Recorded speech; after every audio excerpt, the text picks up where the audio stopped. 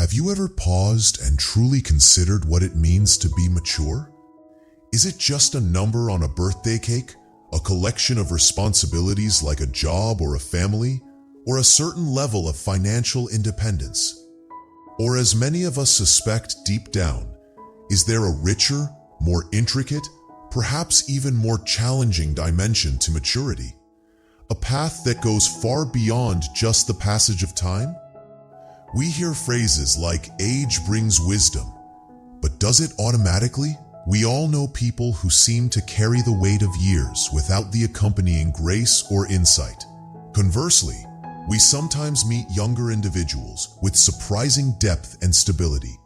Chronological aging and genuine maturity aren't always perfectly aligned. Sometimes, are we simply accumulating years while our inner world remains somewhat underdeveloped?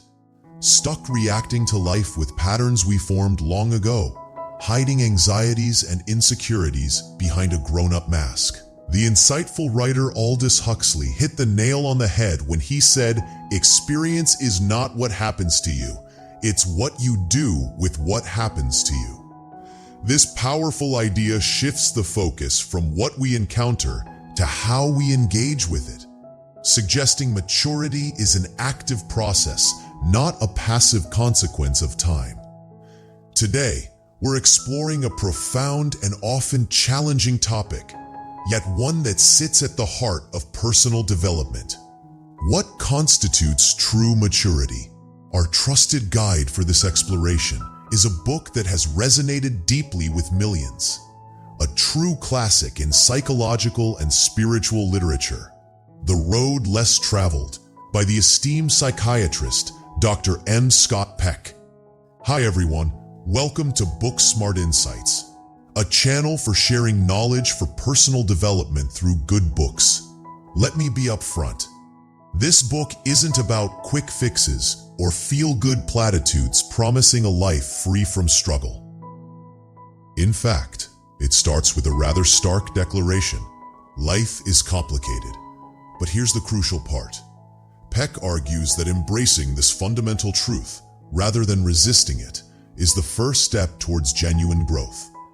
Through learning to navigate life's inherent difficulties with specific tools like discipline, love, and unwavering honesty with ourselves, we forge the path to true maturity, ultimately leading to a life filled with meaning, purpose, and authentic happiness. This is the road less traveled, not because it's obscure or hidden, but because traversing it demands significant courage, consistent effort, deep self-reflection, and sometimes navigating stretches of inner solitude. So, are you ready to delve into this less traveled path with BookSmart Insights? Are you willing to explore the intricate landscape of maturity and uncover pathways to becoming a more integrated, resilient, and fulfilled version of yourself? Let's take a deep breath and begin this vital exploration together. It might feel a bit jarring, even counterintuitive in our positivity-focused culture, to begin with the premise, life is difficult. It echoes ancient wisdom, like the first noble truth of Buddhism, and Dr. Peck places it front and center for a vital reason. He argues that accepting this fundamental difficulty is the cornerstone of all psychological and spiritual health. Acceptance here isn't resignation or pessimism.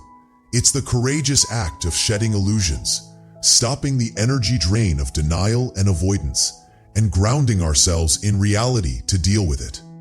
Why is life inherently tricky? Because it involves a constant stream of problems to be solved, challenges to be met, losses to be grieved, and pain that cannot be entirely avoided. Think about it.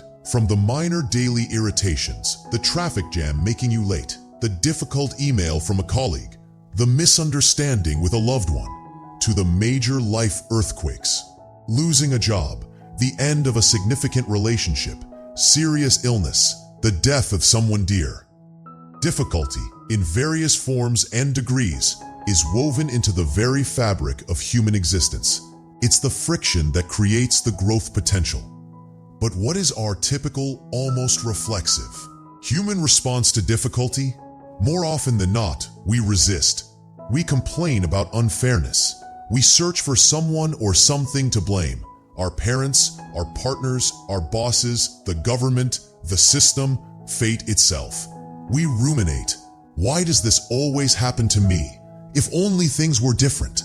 It's all their fault. We try desperately to evade the uncomfortable feelings, anxiety, sadness, fear, frustration, by seeking distraction, endless scrolling, binge watching, temporary numbness through substances, excessive work, or even compulsive behaviors, or simply by pretending the problem doesn't exist, hoping it will vanish on its own. However, as the wise Carl Jung pointed out, what you resist persists.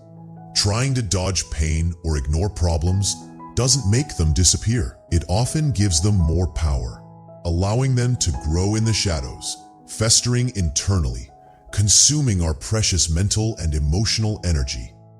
Peck argues convincingly that this pattern of avoidance is the primary basis of most mental illnesses. Chronic anxiety often stems from fearing future problems we don't feel equipped to handle. Depression frequently arises from ungrieved losses or unresolved past hurts we refuse to face. Addictions serve as attempts to anesthetize ourselves against pain we find unbearable. Peck proposes a radical shift in perspective. View problems not as unwelcome intrusions, but as the catalyst for our growth. He states bluntly that our attitude towards problems is the key determinant of our success or failure in navigating life. Problems don't just evaporate. They demand attention, effort, and skill to be resolved. The conscious, deliberate process of confronting and solving these problems is the fundamental pathway to developing wisdom, strength, and drive. And spiritual maturity. Imagine life's challenges as the equipment in a mental and emotional gymnasium. You wouldn't expect to build physical strength by staring at the weights. You must engage with them, lift them, feel the strain, and push through the discomfort. Similarly, each time you consciously choose to face and work through a problem, whether it's figuring out a complex work task, having a difficult but necessary conversation, or processing a painful emotion, you are exercising and strengthening your inner muscles, resilience, problem-solving skills, emotional intelligence, courage. You emerge slightly stronger, slightly wiser, somewhat more mature than before. But how do we develop the capacity to lift these often heavy weights of life?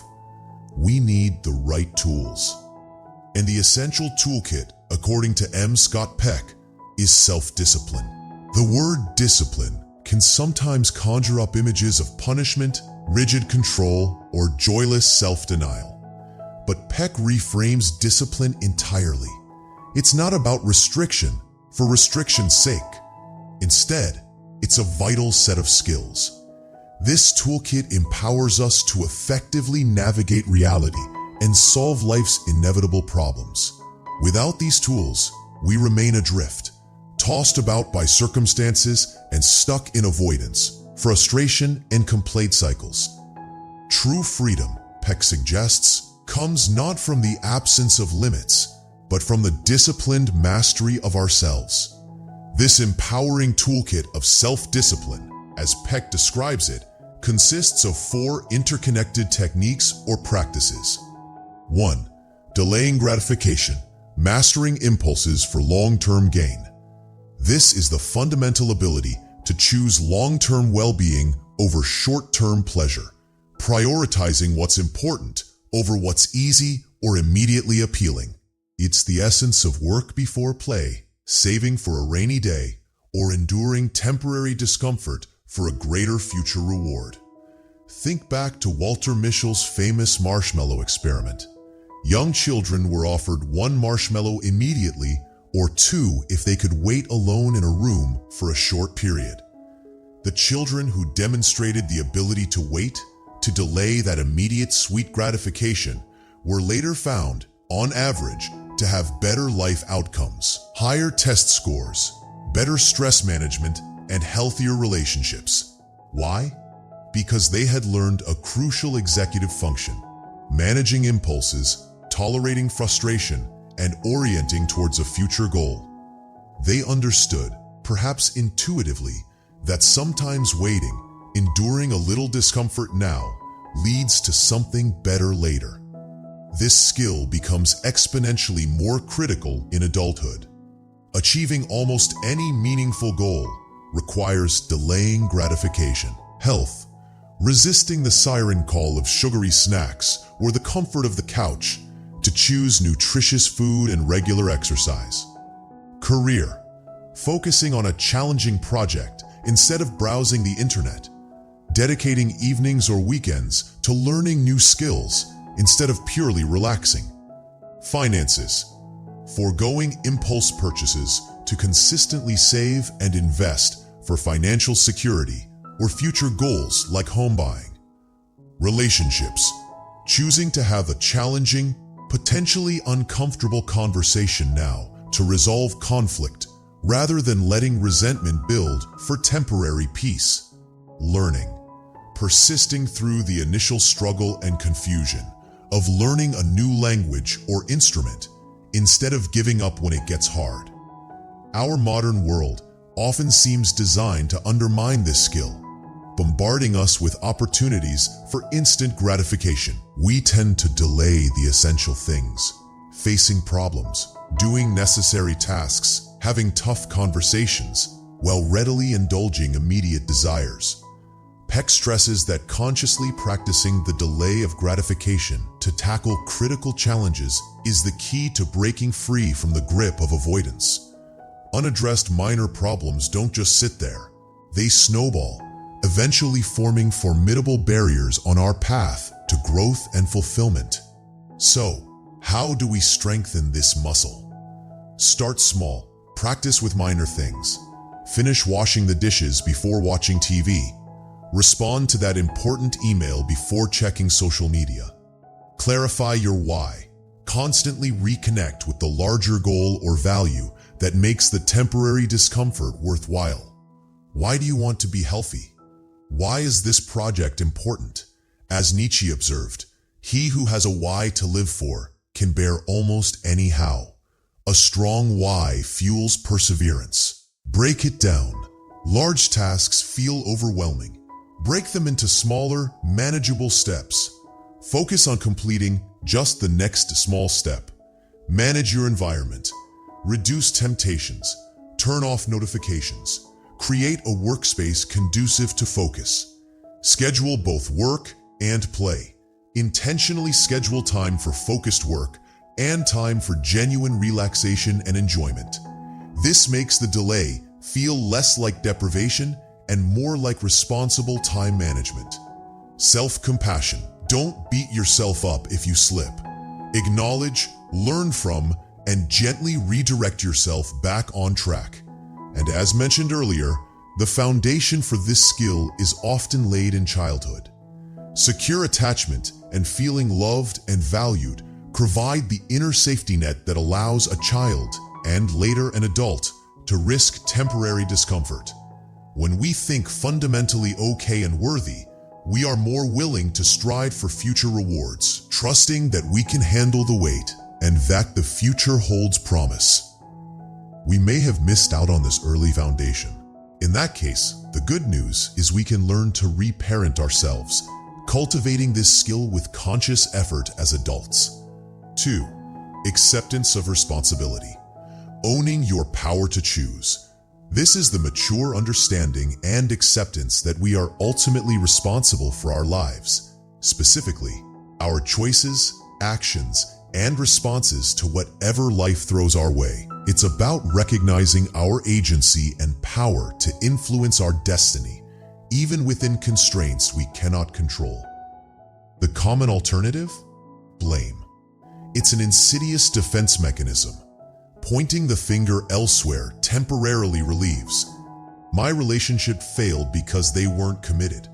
I'm stuck in this job because the economy is bad. My unhappiness is their fault. Blaming externalizes the problem, making us feel like helpless victims, tossed about by forces beyond our control. While this might offer fleeting comfort by absolving us of fault, it comes at a terrible price. It strips us of our power. We cannot change our situation if everything is someone else's fault. We remain passive, waiting for the external world to fix things. Eleanor Roosevelt's wisdom resonates here. No one can make you feel inferior without your consent. In the same vein, no external circumstance or person can fully dictate the course of your life or your inner state unless you grant them that power through your reactions and choices. True responsibility isn't about blaming yourself for things genuinely outside your control, like a natural disaster or a pandemic. It is about owning your part in the situations you can influence and, crucially, owning your response to the conditions you cannot control. Viktor Frankl, witnessing unimaginable suffering in Nazi concentration camps, realized this profound truth. The guards could control his external circumstances, but they could not control his inner response, his attitude, his choice to find meaning even in suffering. That ultimate freedom, the freedom to choose our response, is the core of personal responsibility. However, there's a flip side to this coin: over-responsibility.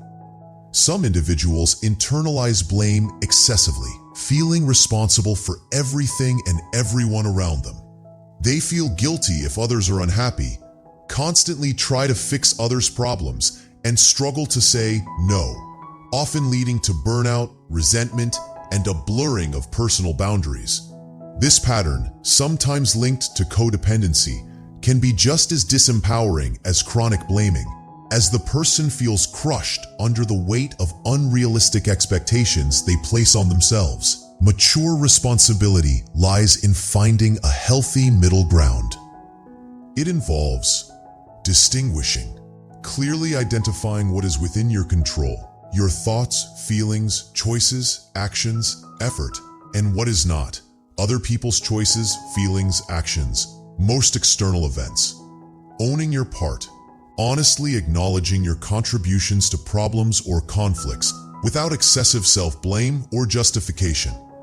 Focusing on your response, directing your energy towards what you can do and how you can respond constructively, rather than dwelling on what you cannot change.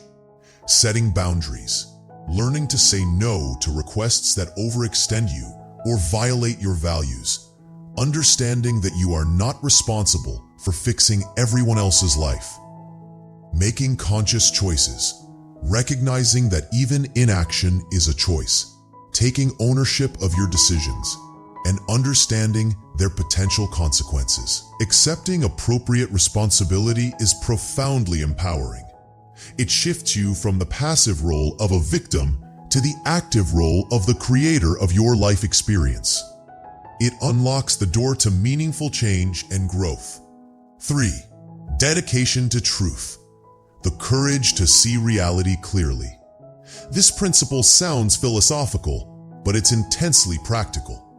Peck uses the powerful metaphor of a mental map, our internal representation of reality. This map encompasses our beliefs about ourselves, others, the world, how things work, and what's right and wrong. We rely on this map constantly to navigate life, make decisions, and predict outcomes. Here's the challenge. Reality is vast, complex, and ever-changing. Our maps, however, are inevitably limited, simplified, and often formed early in life, based on incomplete or biased information from our upbringing, culture, and personal experiences. Furthermore, we naturally cling to our existing maps, even when evidence suggests they are inaccurate or outdated. Why? Because questioning our core beliefs and revising our fundamental understanding of reality can be deeply uncomfortable, even terrifying. it can feel like the ground is shifting beneath our feet. Consider the example of someone raised to believe that expressing anger is always wrong. Their map dictates suppressing anger at all costs. But reality might show that unexpressed anger can fester, leading to resentment, passive aggression, or physical ailments. Dedication to truth would involve the courage to examine that belief, acknowledge the negative consequences of suppression, and revise the map to allow for healthy, assertive expressions of anger when appropriate. Mature individuals understand that their maps are not the territory. They are committed to continuously refining and updating their maps to align them more closely with reality. This requires radical honesty, being ruthlessly honest with oneself about one's thoughts, feelings, motivations, biases, and behaviors, avoiding self-deception, rationalization, and minimization. Openness to new information, actively seeking diverse perspectives, challenging information and experiences that might contradict existing beliefs. Reading widely, engaging in thoughtful conversations with people who think differently. Seeking feedback, having the courage to ask for and truly listen to honest feedback from trusted sources, even when it's critical. Understanding that others might see blind spots we miss. Self-reflection, regularly ponder experiences, examine assumptions, question motives, and evaluate the accuracy of one's perceptions. Journaling, meditation, or therapy can be powerful tools here. Embracing discomfort, recognizing that the map revision process is often uncomfortable or painful. Learning to tolerate the anxiety or cognitive dissonance arises when cherished beliefs are challenged. This discomfort is seen not as a threat, but as a signal that growth is happening.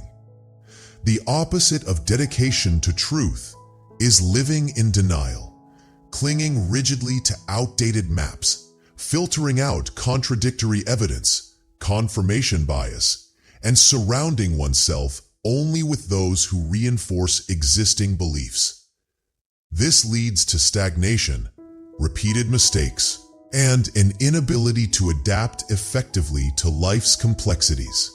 As Mark Twain's quote reminds us, the real danger often lies in the things we know for sure that aren't true.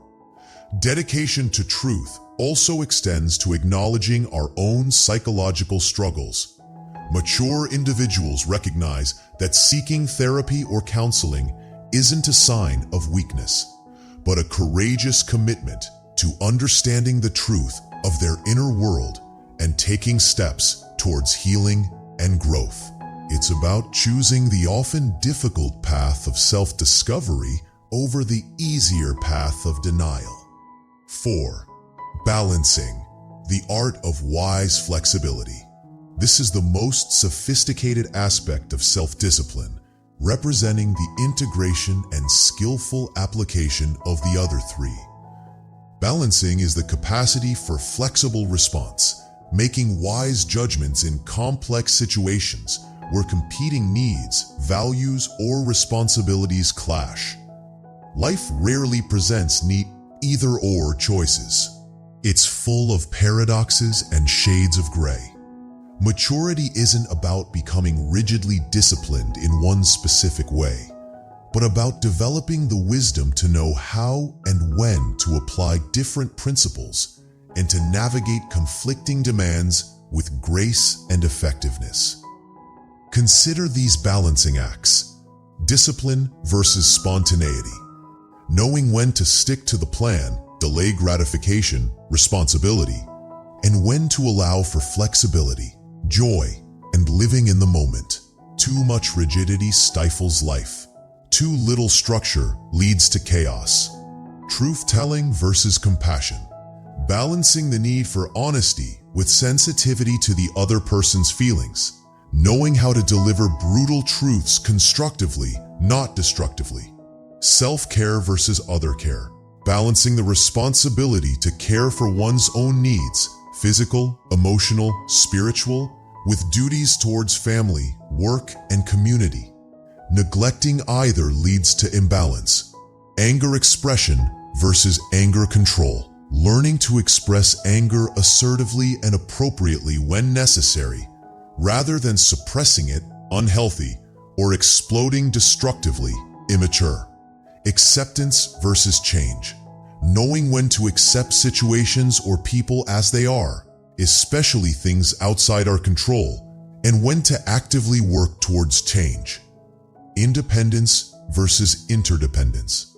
Balancing healthy self-reliance with the ability to connect, collaborate, and ask for help when needed. Planning versus presence.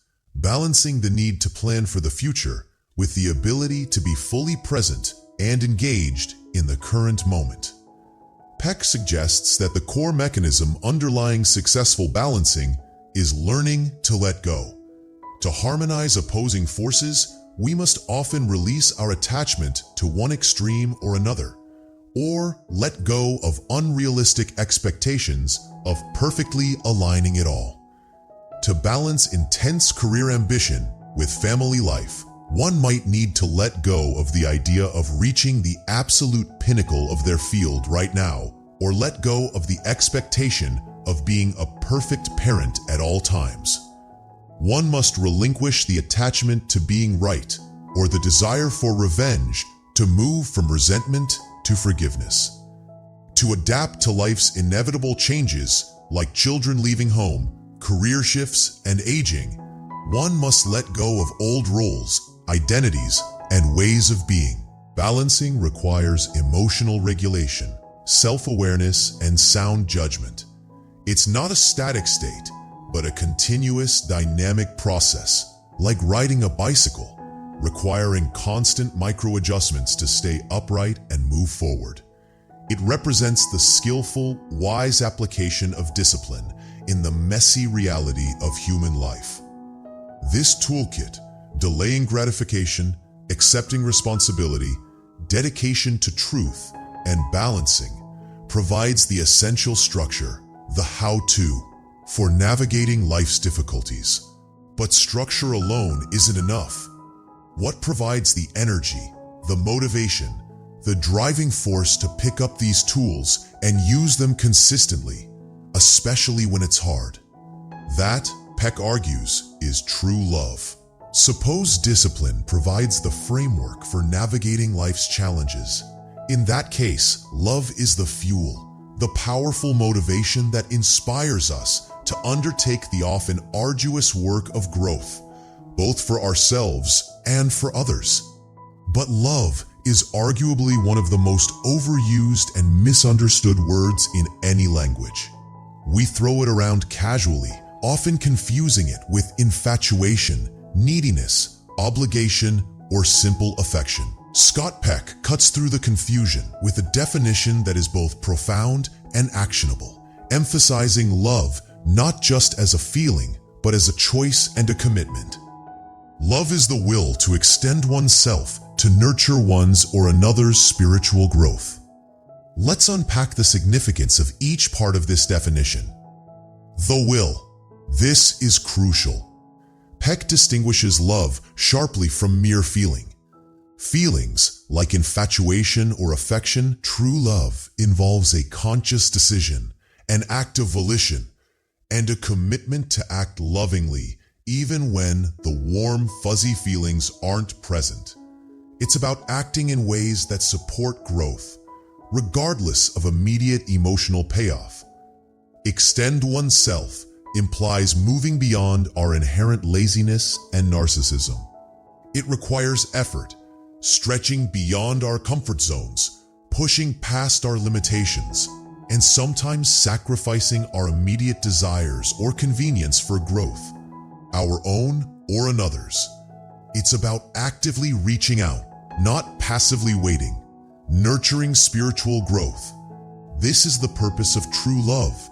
It's not aimed at mere comfort, possession, or fulfilling one's needs, though those might be side effects. The ultimate goal is to foster the development of the soul, character, wisdom, and resilience, to help oneself and the loved one become the best possible versions of themselves.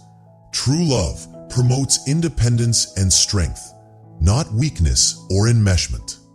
To grasp the essence of true love more fully, it's incredibly helpful to contrast it with common counterfeits. Things that look like love, but lack its core commitment to growth. Counterfeit number 1. Falling in love, infatuation, versus true love. That dizzying, intoxicating feeling of falling in love. The butterflies, the constant thoughts, the idealization, the sense of merging is a powerful human experience. Peck acknowledges its allure, but firmly states it is not true love, although it can sometimes be a prelude to it. Why the distinction? Falling in love is essentially a temporary state driven by biochemical reactions and a psychological phenomenon Peck calls the collapse of ego boundaries. We temporarily lose our sense of separateness, projecting our ideals onto the other person and overlooking flaws. It often involves a regression to an earlier, less differentiated state. While exhilarating, this merged state is inherently unstable and unsustainable. Reality inevitably sets in. Differences emerge, idealization fades, and conflicts arise. The feeling itself is involuntary and passive. It happens to us. True love, however, begins precisely where infatuation ends. It starts when the rose-tinted glasses come off, and we see the other person realistically, flaws and all. It involves the conscious choice to commit to that imperfect person, to navigate the differences, to work through conflicts, and to actively support their growth and well-being, even when it's difficult or inconvenient. The initial spark of infatuation might ignite the fire, but true love is that fire's ongoing, effortful tending. As Erich Fromm articulated, immature love focuses on need. I love you because I need you, while mature love stems from a place of fullness. I need you because I love you. Counterfeit number 2. Dependency, love addiction, versus true love. This pattern masquerades as intense love, but is rooted in profound inner emptiness and a lack of self-worth. The dependent individual doesn't seek a partner for mutual growth, but instead seeks someone to fill a void, to provide the validation and security they cannot find within themselves. It's less a relationship, more an emotional crutch, or even a form of parasitism. Dependency often originates in childhood experiences of neglect or insufficient love, leading to deep-seated beliefs of inadequacy. I'm not lovable. I can't survive alone. In relationships, this manifests as clinginess and neediness, an excessive need for reassurance and attention, fear of abandonment, intense anxiety or panic at the thought of the partner leaving, possessiveness and jealousy, attempts to control the partner's time, friendships, and activities, lack of personal growth, neglecting one's interests, goals, and development, focusing solely on the relationship for identity, inability to tolerate aloneness, feeling lost, empty, or desperate when the partner is not physically present. In movies, phrases like, "I can't live without you," might sound romantic. Still, they often signal profound dependency, not mature love. The focus is on meeting needs, not giving or fostering the partner's autonomy. Peck compares this to addiction. The fix is the partner's presence, and withdrawal brings intense suffering. This dynamic hinders the growth of both individuals, creating an unhealthy enmeshment rather than a supportive partnership. True love, in stark contrast, respects and encourages autonomy. It comes from a place of inner fullness, not emptiness. Mature lovers choose to be together, not out of desperate need, but out of a desire to share their lives and support each other's journeys. They celebrate their partner's strengths and independence. Counterfeit number 3. Self-sacrifice, often masochism or control, versus true love. This is a tricky one because sacrifice can be a part of love. However, Peck warns us to look closely at the motivation and consequences of sacrifice. It's not true love when sacrifice becomes chronic, resentful, enabling bad behavior, or driven by a need to feel morally superior or control others through guilt. Consider the martyr figure, someone who constantly complains about how much they do for others, yet seems to derive a sense of identity or righteousness from their suffering. Or the parent who sacrifices everything for their child, but does so in a way that fosters guilt and dependence, preventing the child from developing autonomy. Or the partner who endures mistreatment or abuse, framing it as a loving sacrifice while perhaps unconsciously fulfilling a masochistic need or harboring deep resentment. Peck suggests that much of what passes for self-sacrificial love is driven by fear of conflict, abandonment, guilt, or a subtle desire for control. True love may involve putting the other's needs first at times. Still, it's done freely and consciously to foster mutual growth, not self-negation or enabling dysfunction. It doesn't keep score or demand repayment through guilt. As Khalil Gibran beautifully expressed, true love is self-sufficient. It doesn't seek to possess or be possessed. It respects the well-being of both individuals involved. Healthy love requires healthy boundaries and self-respect alongside care for the other. Having distinguished true love from its common counterfeits, let's focus on the actions and deliberate work involved in practicing this growth-oriented love. The disciplined work of true love. Paying attention and deep listening. This is the bedrock. Love requires genuinely seeing and hearing the other person. It means putting down distractions like phones, making eye contact, and dedicating focused, quality time. More than just hearing words, it means listening for the underlying feelings, needs, and perspectives. This demands effort and discipline, silencing our internal chatter, suspending judgment, resisting the urge to interrupt or formulate our response while the other is still speaking. Truly listening is one of the most profound gifts we can offer another human being. It conveys respect, validation, and genuine care, forming the basis for deep understanding and connection. How often do we genuinely offer this undivided attention even to those we love most? Exercising courage. Love is not for the faint of heart. It requires immense courage. The courage to be vulnerable, to show our authentic selves, imperfections and all. The courage to risk rejection or loss when we open our hearts. The courage to confront complex issues within the relationship honestly and constructively, rather than letting problems fester out of fear of conflict. The courage to set necessary boundaries, even if it disappoints the other person. The courage to make difficult choices that support long-term growth, even if painful in the short term, e.g., ending an unhealthy relationship. The courage to allow the other person their journey, even if it differs from our wishes. Without courage, love remains superficial, unable to withstand life's inevitable challenges. Taking responsibility in love. This echoes the principle of discipline, but applies specifically within relationships. It means commitment, reliability, following through on promises, and accountability for our actions and their impact on the loved one. It involves actively nurturing the relationship and supporting the other's growth. It means owning our part in conflicts and working towards resolution. Love without responsibility lacks substance and trustworthiness. Practicing constructive confrontation. True love isn't about avoiding conflict at all costs. Sometimes, growth requires addressing brutal truths or problematic behaviors. However, mature love confronts constructively, not destructively. The goal is understanding and growth, not winning an argument, blaming, or tearing the other person down.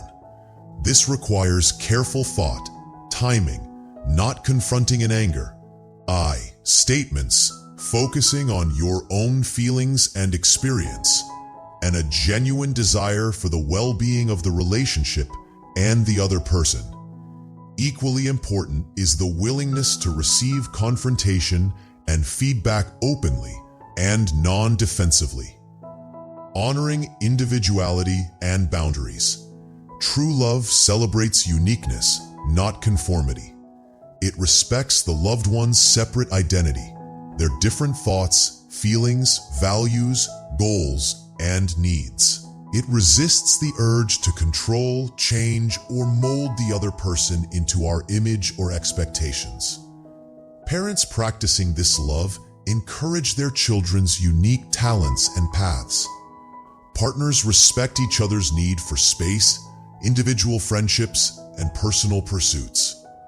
It involves letting go of the illusion that the loved one exists solely to meet our needs or fulfill our vision for them. This respect for separateness is essential for both individuals to thrive and grow. Practicing true love, therefore, is an ongoing discipline. It requires constant effort, self-awareness, and the integration of will, emotion, and action. It's not a destination, but a continuous journey of extending ourselves to nurture growth. This journey provides the essential fuel for navigating the difficult road of life and achieving genuine maturity. Something profound begins to happen as we consistently engage in the demanding work of self-discipline and true love. We don't just become better at solving problems or having healthier relationships. We embark on a deeper journey of spiritual growth and expanding consciousness. Peck suggests this journey inevitably leads us to question and refine our most fundamental understanding of reality, worldview, and potentially our relationship with life's transcendent or spiritual dimension. Moving beyond borrowed frameworks. Remember the map metaphor? Peck extends this to our spiritual or religious beliefs. Most of us inherit our initial framework for understanding life's biggest questions: meaning, purpose, morality, the nature of reality, God, or the absence thereof. From our family and culture, our earliest experiences with parental figures profoundly shape our image of any higher power. Nurturing parents might foster a view of a loving God, while critical or distant parents might lead to a perception of a judgmental or indifferent deity. Peck isn't arguing against religion or spirituality per se. His point is that mature spiritual growth requires moving beyond passively accepted, borrowed beliefs and dogmas. It demands that we engage in our quest for meaning and truth, integrating our personal experiences, critical thinking, and intuition. Reading scriptures or adhering to rituals isn't enough if it remains unexamined or disconnected from lived experience. It's like memorizing swimming rules without ever getting in the water. He advocates for what could be called a spiritual scientific spirit, the courage to question everything, including long-held religious or philosophical assumptions. This questioning isn't aimed at destructive cynicism, but at achieving a deeper, more authentic, personally validated understanding. The paths blazed by significant spiritual figures like Buddha or Jesus offer valuable guidance. Still, actual growth lies not in blindly imitating their journey, but in undertaking our own unique journey, informed by their wisdom, but ultimately validated through our own experience. Authentic spirituality arises from persistent self-questioning and direct experience, not from uncritical acceptance of external authority. Tapping into the wisdom of the unconscious. Drawing on insights from depth psychology, notably Carl Jung, Peck highlights the crucial role of the unconscious in our spiritual growth. Beneath our conscious awareness lies a vast, largely untapped reservoir of wisdom, creativity, and instinctual knowledge. containing our personal repressed experience. This unconscious realm, Peck suggests, is constantly, subtly nudging us towards wholeness, healing, and maturity. How does it communicate? Through dreams, symbols, intuitions, gut feelings, seemingly accidental slips of the tongue, Freudian slips, creative inspirations, and meaningful coincidences. Jung's synchronicity.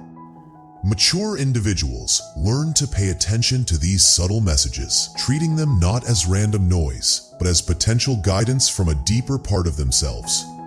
They understand that even unwelcome symptoms, anxiety, depression, recurring conflicts, might be interpreted as signals from the unconscious, indicating that our conscious map is out of sync with more profound truths, that something needs attention, healing, or change. Ignoring these signals is like ignoring the warning lights on a car's dashboard. Opening to grace. Peck uses grace to describe life's mysterious, seemingly miraculous dimension that aids our growth. Unexpected help, fortunate coincidences, sudden insights, opportunities that appear just when needed, and surviving against the odds. He proposes that grace isn't necessarily something randomly bestowed upon a lucky few, but rather a force or potentiality that is always available. However, our ability to receive or perceive grace depends heavily on our own being and efforts. How do discipline and love relate to grace? By engaging in the hard work of facing reality, discipline, and extending ourselves for growth, love, we make ourselves more compatible with grace. Discipline removes the clutter of denial, laziness, and ego clinging, making us more perceptive to subtle guidance and opportunities. Love opens our hearts, fostering connection and humility, making us more receptive to help from others and potentially from a higher source. Dedication to truth allows us to see challenges as obstacles and potential grace in disguise, opportunities to help us learn, grow stronger, or change course. Even painful experiences like illness or loss can, in retrospect, be seen as catalysts for profound positive transformation, a form of difficult grace. The primary obstacles to receiving grace, Peck argues, are laziness, the powerful force of inertia resisting effort and change, and fear of the unknown, fear of pain, fear of growth itself. Recognizing and consciously working against our own inertia and fear is essential to opening the door to the supportive power of grace in our lives. It echoes Thomas Jefferson's insight about hard work and luck. The effort we put into our growth seems to create the conditions for lucky breaks or supportive events. Let's be perfectly clear. The path to true maturity described by M. Scott Peck, the road paved with rigorous self-discipline and demanding true love, is anything but easy. It requires sustained commitment, unwavering courage to confront the pain and shed illusions, and immense persistence to overcome the powerful gravitational pull of our old habits and defenses. This inherent difficulty is precisely why it remains the road less traveled. Many embark on this journey with initial enthusiasm, perhaps inspired by a book or a life event, but falter when the going gets tough. The discomfort of self-examination, the pain of letting go of cherished illusions, and the sheer effort required to consistently choose growth over comfort can feel overwhelming. It's often easier to slip back into familiar patterns of avoidance, blame, or superficiality, even while dimly aware that these paths don't lead to lasting fulfillment. Furthermore, a unique form of solitude can emerge as one deepens awareness and authenticity. As your understanding of yourself and the world evolves, as your values shift towards more profound meaning, you might perceive things differently from those around you, even close friends or family. Finding kindred spirits who truly grasp the nuances of your inner journey and the specific challenges and insights you encounter at deeper levels of consciousness can become harder. Inevitable loneliness can accompany significant personal growth, akin to the thinning air and fewer companions encountered as a climber ascends a high mountain. But, and this is crucial, this solitude is not the same as desolate loneliness or despair. It's often accompanied by a profound sense of inner richness and connection to something larger than oneself.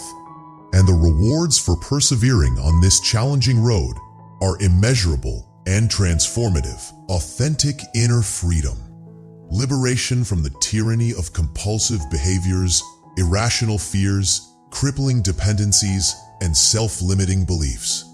The freedom to respond consciously rather than react blindly. Deep-seated peace and autonomous joy, a stable sense of well-being and contentment that isn't contingent on external circumstances or validation. A quiet joy arising from inner integration and living in alignment with one's true self. More meaningful and resilient relationships. While perhaps fewer in number, relationships built on the foundations of true love, honesty, respect, mutual support for growth, possess a depth, resilience, and intimacy that superficial connections lack. Increased capacity for positive impact. As you heal and grow, you naturally develop greater empathy, wisdom, and compassion. This enhances your ability to contribute meaningfully to your family, community, and the world, becoming a source of positive influence rather than adding to the collective dysfunction. Becoming who you were meant to be. The ultimate reward is the ongoing process of self-actualization, realizing your unique potential, living a life aligned with your deepest values, and experiencing the profound satisfaction of a life lived with purpose, courage, and love. So, my friends, the journey towards true maturity, as illuminated by M. Scott Peck in The Road Less Traveled, is undeniably a significant undertaking. It calls us to courageously embrace life's inherent difficulties. It demands that we diligently cultivate the toolkit of self-discipline, learning to delay gratification, accepting full responsibility for our choices and responses, committing ourselves to seek and honor the truth, and mastering the delicate art of balancing competing demands. It requires us to fuel this endeavor with the powerful engine of true love, a love defined by a willful commitment to nurturing growth, expressed through deep listening, unwavering courage, profound responsibility, constructive confrontation, and genuine respect for individuality. This path is not a shortcut. It's often steep and demanding. There will be setbacks, moments of doubt, periods of pain, and perhaps stretches of feeling profoundly alone in your inner work. But as Peck powerfully argues, it is precisely through navigating these challenges with consciousness and commitment that we forge meaning, develop resilience, and ultimately discover the deepest sources of joy and fulfillment available to us as human beings. The Road Less Traveled isn't a book to be consumed quickly and shelved. It's more like a lifelong companion, a wise mentor whose insights reveal new layers of meaning as we grow and encounter different life stages and challenges. Reading it at 20 is different from reading it at 40 or 60. Here at BookSmart Insights, I hope this deeper dive into its core themes has sparked new insights, offered some clarification, and encouraged you wherever you are on your unique growth path. Please remember to be patient and compassionate with yourself. This is a marathon, not a sprint.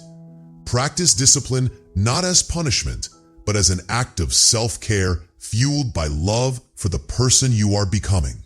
Trust in your innate capacity for growth and transformation. Now, I'd love to hear from you.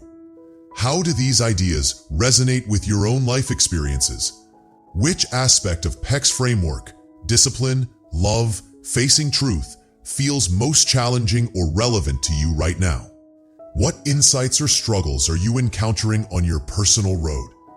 Please share your reflections in the comments section below.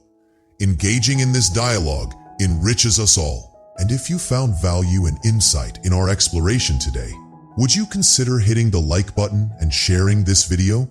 Your support helps these ideas reach others who might benefit from them. Most importantly, if you enjoy exploring transformative ideas from great books to fuel your personal growth journey, please subscribe to BookSmart Insights and click that notification bell. We have many more explorations planned, and I wouldn't want you to miss out. Thank you for your time, attention, and willingness to explore these critical ideas today.